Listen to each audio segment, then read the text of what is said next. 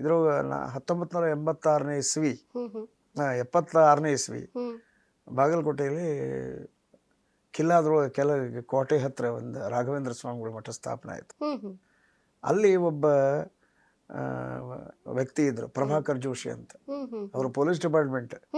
ಆದರೆ ಅವರು ಎಲ್ಲೆಲ್ಲಿ ಟ್ರಾನ್ಸ್ಫರ್ ಆಗಿ ಹೋಗ್ತಾರೆ ಎಲ್ಲ ನಮ್ಮಂಥ ಯುವಕರನ್ನ ಕೂಡಿಸ್ಕೊಂಡು ದಾಸರ ಪದಗಳು, ಭಕ್ತಿ ಗೀತೆಗಳನ್ನು ಹಾಡಿಸೋದು, ಭಜನೆ ಮಾಡಿಸೋದು, ಇವನ್ನೆಲ್ಲ ಮಾಡೋರು. ಅವರು ಅಲ್ಲಿ ಅವ್ರದ್ದೇ ಅದು ಗುಡಿ.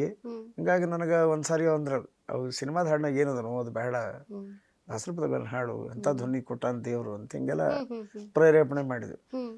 ಆದರೂ ನನಗೆ ಸ್ವಲ್ಪ ಈ ನಾಸ್ತಿಕತ್ವ ಬಗ್ಗೆ ಸ್ವಲ್ಪ ಜಾಸ್ತಿ ಒಲವ. ಅಂದರೆ ಏನು ಮಾಡಿ ಏನು ಬಿಡು ಅಂತ ಹಿಂಗೆ ಒಂಥರ ದೇವರು ಎಲ್ಲಿದ್ದಾನೆ ಅಂತ ಇವೆಲ್ಲ ಜಿಜ್ಞಾಸೆಗಳು. ಒಂದು ಅಲ್ಲ, ಇಷ್ಟು ದಾಸರ ಪದಗಳನ್ನು ನೀವು ಹಾಡಿದ್ದೀರಿ ಅಂದ್ರೆ ನಾನು ಕೇಳಿದ ಹಂಗ ನೀವು ಯಾವ್ದಾ ಕಾನ್ಸರ್ಟ್ ಇರ್ಲಿ, ನಾ ಹಾಡ್ತಿರೋದು ದೇವರು ದಾಸರ ಅನುಗ್ರಹದಿಂದ ಅಂತ ಹೇಳಿದಂತ ಮಾತು.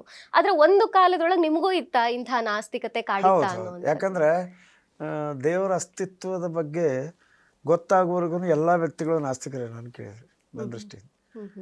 ಅಂದ್ರೆ ದೇವರ ಅಸ್ತಿತ್ವ, ದೇವರ ವ್ಯಾಪಾರ, ಅಂದ್ರೆ ಯಾವ ರೀತಿ ಜೀವರಾಶಿಗಳನ್ನು ಸಂರಕ್ಷಣೆ ಮಾಡ್ತಾನೆ, ಇದೆಲ್ಲ ಜಿಜ್ಞಾಸೆಗೆ ಬರುವವರೆಗೂ ಎಲ್ದಾನ ದೇವ್ರು ಬಿಡಪ್ಪ, ನಮ್ಮ ಹಣೆ ಬರದಾಗಿದ್ದಾಗ್ತಿ, ಇವೆಲ್ಲ ಹಣೆ ಬರ ಬರೆಯುವುದು ಯಾರು?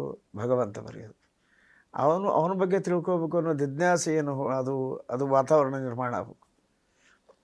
ನಮ್ಮ ಮನೆಯೊಳಗೆ ಸತ್ಯನಾರಾಯಣ ಪೂಜೆ ಮಾಡಿದ್ರೆ ಊಟಕ್ಕೆ ಅಷ್ಟೇ ಬರ್ತಿದ್ದೆ. ಇವೆಲ್ಲ ನಮ್ಮನೆ ಬೈತಿದ್ರು, ಏನು ದೇವರಿಲ್ಲ ದಿಂಡಿಲ್ಲ ಅಂತ ಹಿಂಗೆ ಬೈತಿದ್ರು. ಆದರೂ ಹಾಡು ಗೀಳು ಮತ್ತು ಮೊದಲಕ್ಕಿಂತ ಇತ್ತು. ಯಾವಾಗ ಈ ರಾಘವೇಂದ್ರ ಸ್ವಾಮಿ ಮಠ ಸ್ಥಾಪನೆ ಆದಮೇಲೆ ಅಲ್ಲಿ ಅತಿರಥ ಮಹಾರಥರು ಸಂಗೀತಗಾರರು ಅಲ್ಲಿ ಭಜನೆ ಮಾಡ್ತಿದ್ರು.